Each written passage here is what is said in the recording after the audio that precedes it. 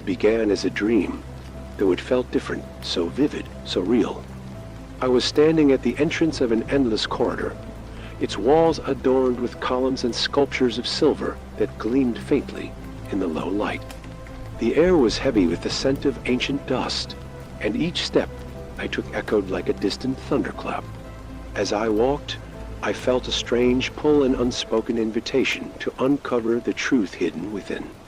The corridor stretched before me like a forgotten path, one that led into an empire lost to time and memory. There were figures scattered along the path, some familiar, others foreign to me. In the distance, I saw a woman I knew once, her face twisted in sadness, as if waiting for something she couldn't understand. She stood motionless, her arms wrapped tightly around herself, as if holding onto a memory. A tall man passed by, his face shadowed, eyes obscured. He didn't acknowledge me, but I felt his gaze upon me, pressing like the weight of the world. Despite our proximity, we were worlds apart, caught in different fragments of time. Who are these people? I whispered to myself, but the question dissolved into the silence. Their presence seemed intentional, as though they were part of something greater.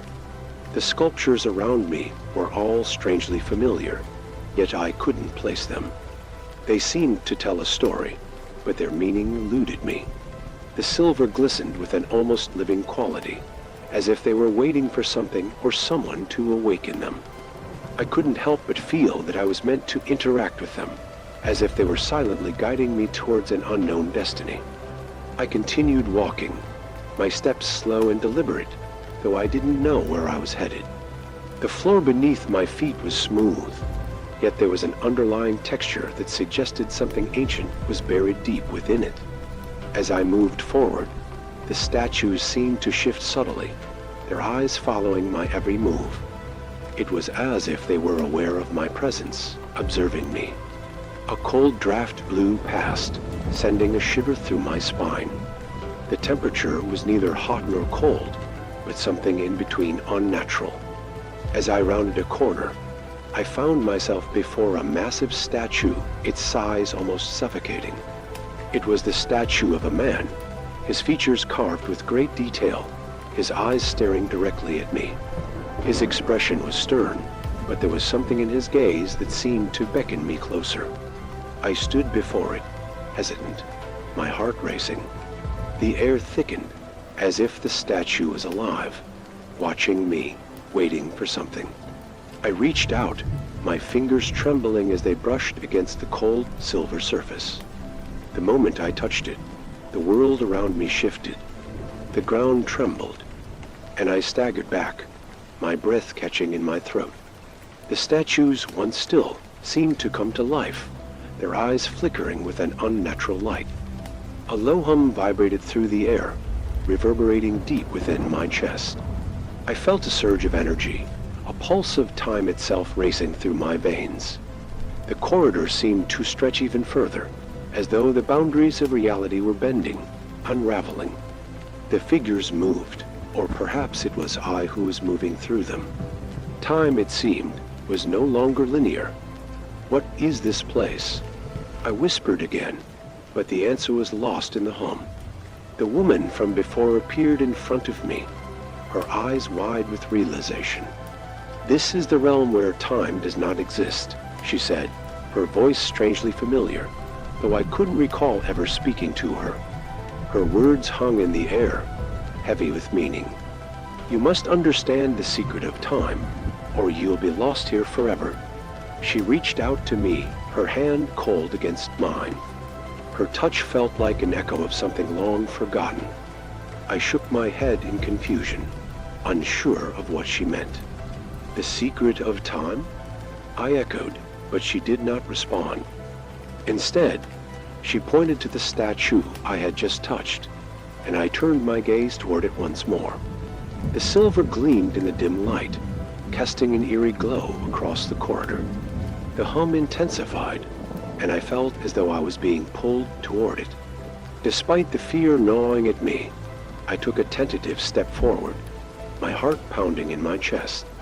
What was this secret? Why was it so important? As I moved closer, the statue seemed to come to life once again. Its eyes flickered, and I felt a sudden pressure on my chest, as if the very air was thickening. My fingers brushed the cold surface again, and in that moment, everything changed. A burst of light enveloped me, and I felt my consciousness rippling, stretching beyond the confines of the corridor. The world blurred, distorted by a strange energy that pulsed in time with my heartbeat. It was as though I was being pulled into a place outside of time, into something beyond the reach of human understanding. I touched the statue, and it revealed the secret of time. I muttered to myself, but the words didn't feel real. The moment they left my lips, the world around me fractured. The corridor was no longer the same. It twisted and turned in impossible directions. I saw glimpses of cities, oceans, skies, places I had never been, yet somehow knew. My mind struggled to comprehend it all, to make sense of the fragmented images. The man, the woman, the statues, they all faded, replaced by flashes of scenes, of moments that seemed to exist outside of time. The images came faster now, blurring together, each more fleeting than the last. I tried to grasp them, to hold on to something, but they slipped away like water through my fingers. There was no longer a corridor, no longer statues or people. There was only a vast expanse, stretching beyond my vision. The concept of time itself seemed to dissolve, and I felt an overwhelming sense of both freedom and dread. What was I seeing? What was happening to me? Each flash of light seemed to draw me further into the unknown. I heard voices, distant at first, but growing clearer. She is experiencing the fracture. One voice said, its tone clinical and detached. The connection between her mind and the fabric of time is destabilizing. Another voice responded, but its words were indistinct. I tried to focus on them, to understand, but they slipped away just as quickly as the images. The voices weren't human, at least not in the way I understood. They were like echoes, fragments of a world beyond comprehension. I couldn't escape their reach. Panic surged through me as the sense of time continued to unravel. I couldn't breathe, couldn't think straight. My body felt detached from itself, like a spectator in someone else's nightmare. I reached out, desperate for something solid, something real, but there was nothing. The voices grew louder, the pressure in my chest increasing. She must remain in the loop, one voice insisted. The loop is the key to the secret. I didn't understand what they meant, but the urgency in their voices was undeniable. A sudden flash of clarity broke through the chaos. I saw the statue once again, its cold silver surface gleaming in the dim light. The hum had returned, but now it felt different, softer, almost comforting. The pieces of the puzzle were falling into place, one by one. Time, I realized, was not a linear path. It was a loop, a cycle that repeated itself over and over again, each loop revealing something new.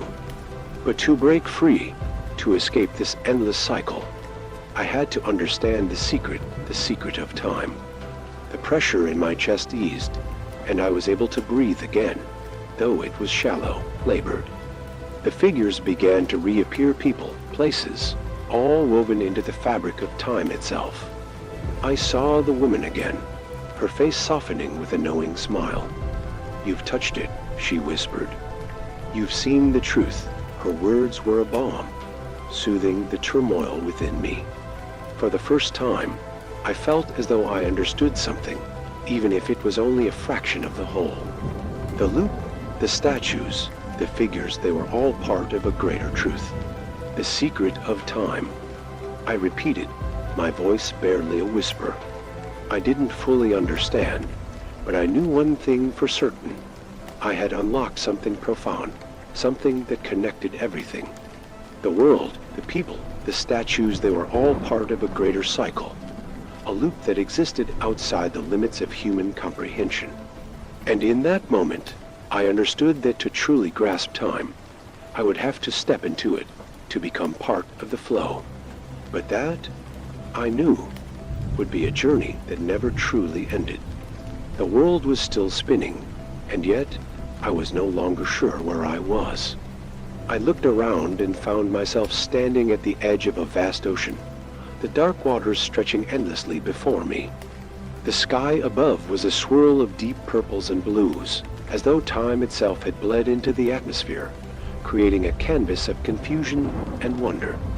I stepped forward, the sand cool beneath my feet, but I felt an odd reluctance, as though something was pulling me away from the shore. "You are not meant to linger here," a voice whispered from behind me. I turned to find a man standing at the edge of the water, his silhouette sharp against the glowing horizon. He wore a cloak, and his eyes shone with an unsettling intensity, though his expression remained unreadable.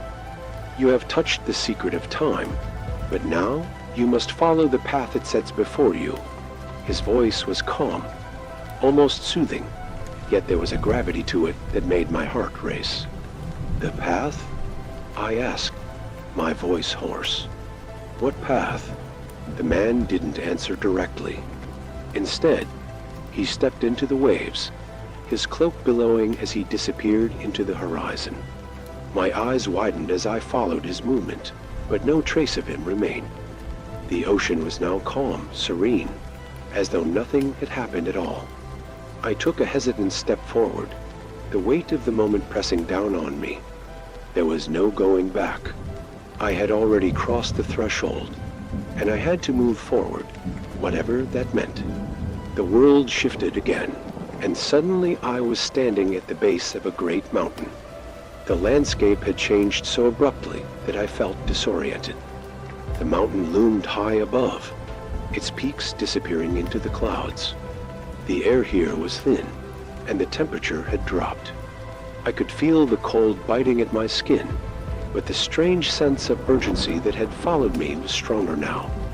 I knew I had to climb. The secret of time had shown me a glimpse of something beyond, and now it demanded that I seek it out. As I began to climb, the mountain felt endless. Each step was harder than the last, as though the very earth itself was resisting my progress. The path was rocky, treacherous, and the higher I climbed, the more I felt like I was moving against something far greater than myself. The wind howled, pulling at my clothes, and the cold seeped into my bones. Yet there was a compulsion I couldn't ignore. I had to continue. The answer, the truth I sought, lay at the top. Along the way, I encountered more figures, some familiar, others strange. A child appeared beside me, walking with ease where I struggled. Her eyes glowed with an unnatural light, and she seemed completely unbothered by the harsh conditions. "Why do you climb?"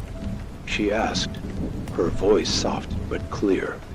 "What is it you hope to find?" I looked at her, unsure how to answer.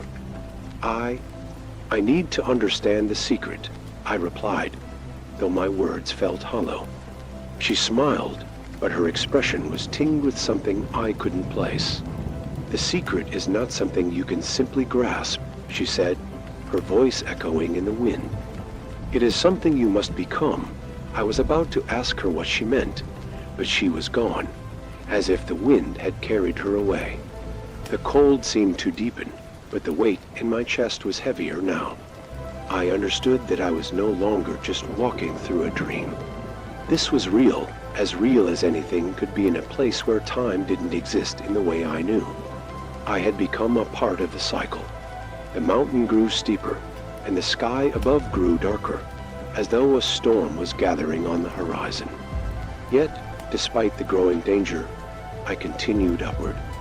My legs were trembling from exhaustion, my breath ragged in the thin air. There was no turning back now. I had seen the truth, touched the secret, and now I had to face the consequences. The path seemed to twist and turn on its own, as though the mountain was alive, guiding me. I had no choice but to follow where it led.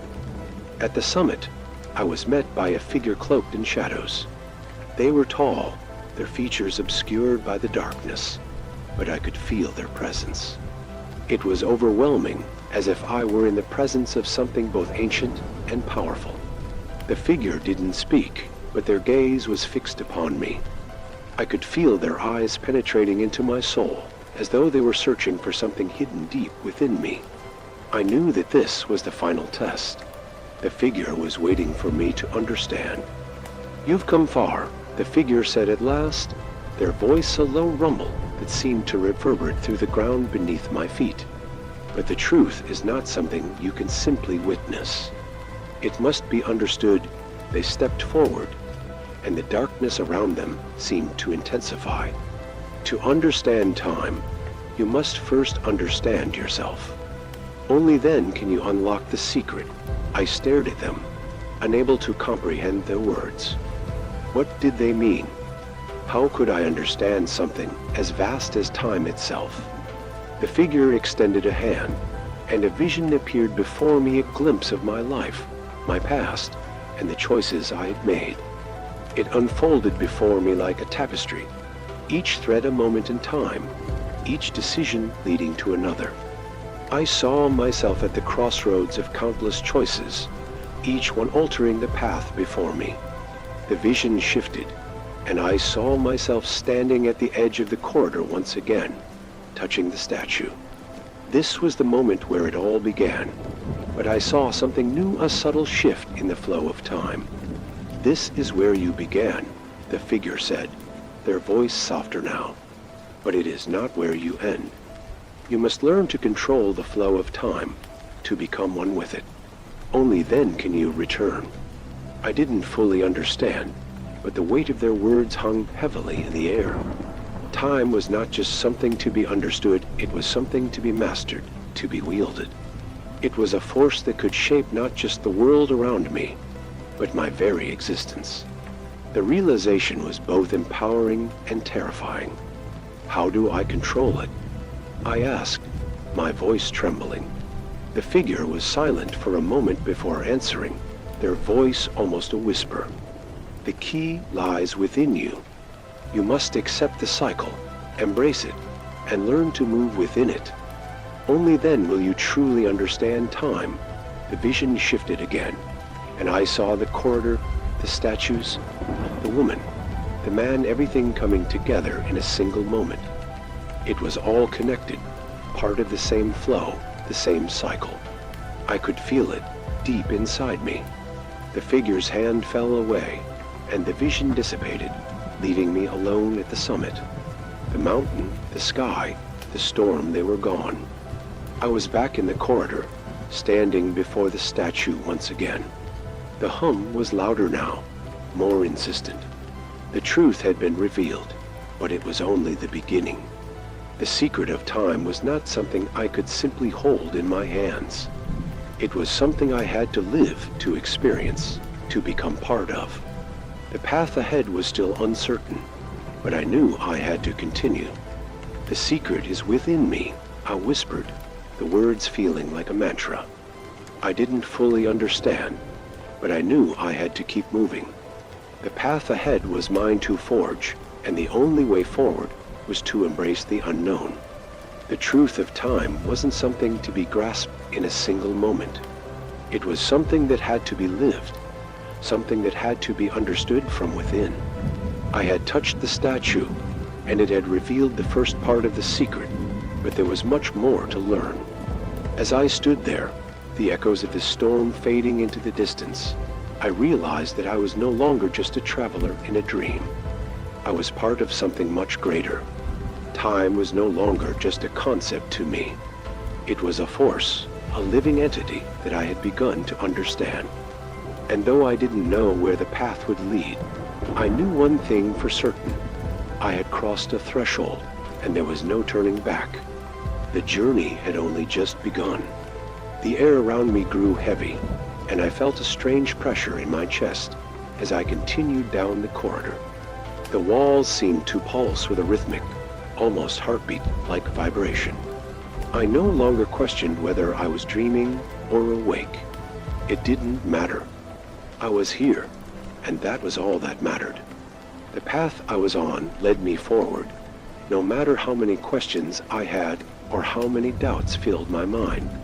I had touched the statue, and the secret of time had been revealed to me. But the true test was still to come. I reached another intersection in the corridor, where the statues stood at attention, their silver eyes following me with an unsettling gaze. The statues looked alive, their forms frozen in time, yet filled with a sense of awareness. I passed them without a second thought, but a whisper reached my ears. "The truth you seek is closer than you think," a voice said, echoing softly in the air. It wasn't the figure from the mountain or the child by the shore. This voice was different, familiar, but foreign.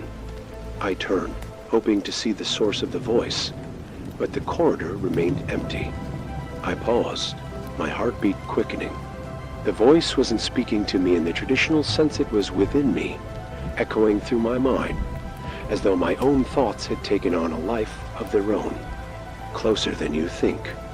I repeated aloud, the words tasting strange on my tongue. I had heard them before somewhere, but I couldn't remember where. My mind raced as I tried to make sense of everything I had seen, everything I had learned. Then the statues shifted. Slowly, imperceptibly, they turned to face each other. Their silver eyes glowed brighter, their forms glowing faintly in the dim light. It felt as though the very corridor was alive, reacting to my presence. The walls began to shift, opening up to reveal a vast, hollow space. At the center of this space stood an enormous, intricate clock, its hands frozen in place. The gears that powered it were large, intricate, and yet they appeared to be made of a material I had never seen before, like liquid silver, constantly shifting and morphing. I walked toward the clock, drawn to it by some unseen force. As I stepped closer, I could feel the weight of its presence, its immense power. The clock was a symbol, I realized.